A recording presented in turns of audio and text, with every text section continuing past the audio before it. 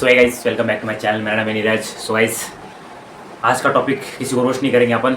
आज अपन कुछ अच्छी बातें करेंगे अपने देश का, क्योंकि भाई मैं भी देश का नागरिक हूँ, मुझे भी हक है भाई अपने देश का भविष्य सुधारने की।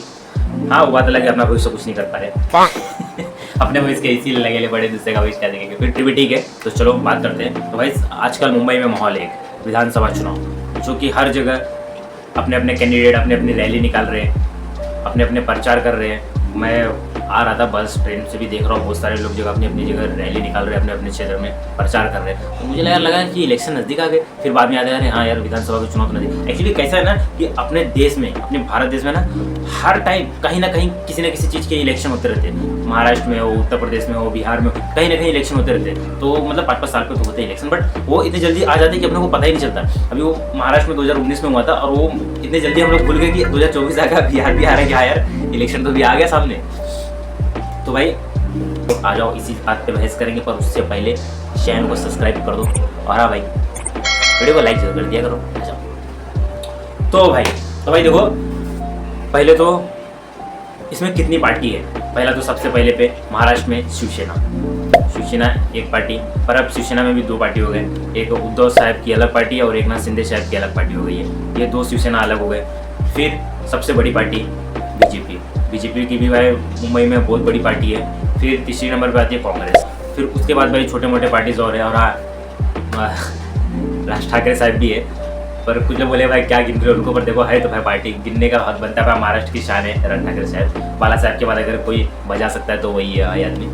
ये क्या बात करता है यार। कुछ सिचुएशन ऐसे थे जो आप जानते हैं, हम भी जानते कि क्यों सपोर्ट नहीं हो रहा है उनको, पर ठीक है। और वो महाराष्ट्र के लिए बहुत कुछ करते हैं, ये अच्छी बात है। तो देखो अब इलेक्शन तो आ रहे हैं। अब इसमें शिवसेना एक अलग, मतलब उद्धव साहब ठाकरे की मशाल वाली पार्टी अलग है, और एक नाथ शिंदे साहब की पार्टी अलग है, धनुष्मान। अब वो थी बाला साहब की, पर आज अलग हो चुकी है। आज उस पार्टी के 2 टुकड़े हो चुके हैं, एक उद्धव साहब और एक नाथ शिंदे साहब संभाल रहे। फिर भी मेजोरिटी उद्धव साहब के पास भी है, क्योंकि उनके पास भी नहीं बोल के 45 से 50 MLA की बहुमत है। मतलब 50 MLA उनके पास भी है। मतलब वैसे तो 56 MLA के सुनने में आ रहा था, पर इतने से काम नहीं चलता है, क्योंकि पर हाँ बीजेपी तो एकलौती है जिसके बाद 100 पिछले बार ही बीजेपी की पिछले इलेक्शन में बीजेपी ने 145 के आसपास कुछ अराउंड सीट लाए थे। तो भाई बहुत बड़ी बात थी। और वो टाइम शिवसेना एक थी, तो वो बात अलग है। उनको शरद पवार साहब ने अपनी भी 45 सीट शायद थी कि 35 सीट उनके पास भी थी, उन्होंने सपोर्ट कर दिया था, जिसके वजह से लोग बोल रहे थे कि 3 पहियों की सरकार है।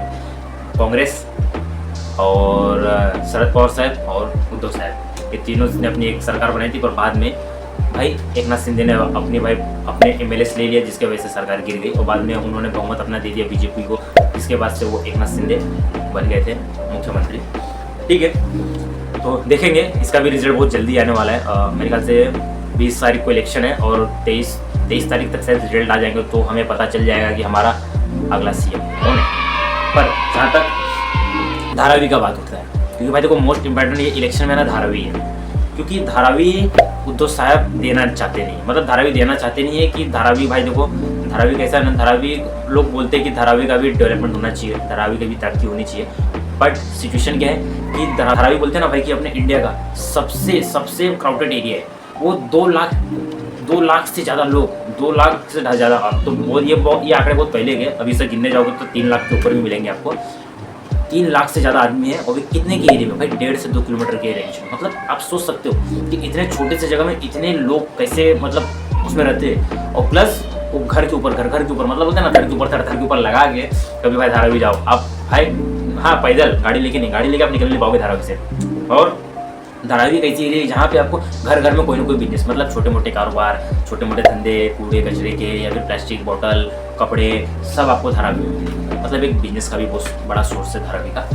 अब सिचुएशन ये है कि उसे लेना चाहते हैं अडानी जी, और अगर अडानी जी ने ले लिया तो फिर उसके ऊपर भी मतलब धारावी की पब्लिक की कहानी को देना नहीं चाहती है। अगर उसको देना चाहती है तो आप इतने पब्लिक एडजस्ट कहाँ करोगे। और इतने सारे पब्लिक को एडजस्ट करने के लिए अगर उनको धारावी में ही देना, अब उनकी कहानी की वो धारावी से बाहर देंगे।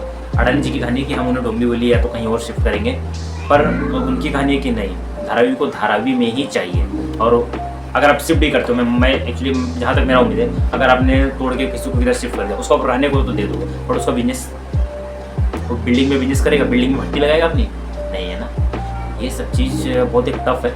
और इस चीज़ के विरोध में खड़े हैं उद्धव साहब। उद्धव साहब धारावी के साथ है, वो मेरे ख्याल से स्लम एरिया टूटने नहीं देंगे। और जब तक उद्धव साहब है मतलब सत्ता में तो नहीं है, पर बोलते हैं ना भाई कटा हुआ हाथ भी बहुत काम करता है। तो भाई है हाथ, मतलब अभी तक तो हाथ है नहीं उनका, पर उनका सपोर्ट है। क्योंकि अगर इस इलेक्शन में मोदी सरकार आई तो जहाँ तक मुझे उम्मीद है कि धारावी चला जाएगा। मेरा ओपिनियंस, मैं जहाँ तक जानता हूँ कि धारावी चला जाएगा, धारावी डेवलपमेंट में चला जाएगा। और डेवलपमेंट में अमीर आदमी अमीर ही बनता है, गरीब आदमी गरीब। एक इंटरव्यू था यार, याद आ गया मेरे को। एक इंटरव्यू में एक मीडिया ने मोदी से पूछा था कि मतलब कि सर आप क्या चाहते हैं कि मतलब अमीर आदमी और अमीर होता जा रहा है, गरीब आदमी और गरीब होता जाता है। तो मोदी जी ने उसके बदले जवाब क्या दिया था, अगर मेरे को वीडियो मिल गया तो मैं आपको डाल दूंगा, वरना मैं बताता हूँ। मोदी जी ने कहा था तो आपकी क्या राय है कि सब एक बराबर रहे, ऊपर नीचे होना चाहिए ना। मतलब सोचो बंदे का दिमाग, बंदा चाहता है कि फर्क रहे।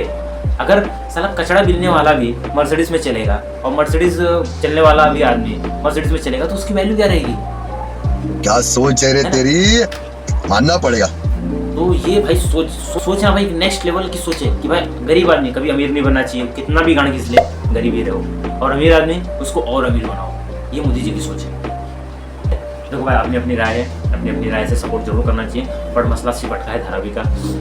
और जहाँ तक मैं जानता हूँ धारावी इतनी जल्दी जाएगा नहीं। अडानी अंबानी को भी लेने में हालत, सॉरी अंबानी नहीं, अडानी को भी लेने में हालत खराब हो जाएगी। तो देखते हैं इलेक्शन में क्या नतीजे आते हैं। आप लोग अपनी राय कमेंट बॉक्स में ज़रूर डालना। पर जहाँ तक मुझे उम्मीद है कि भाई कैसे बताऊँ, बता ही देता हूँ, उम्मीद तो मुझे बीजेपी की है।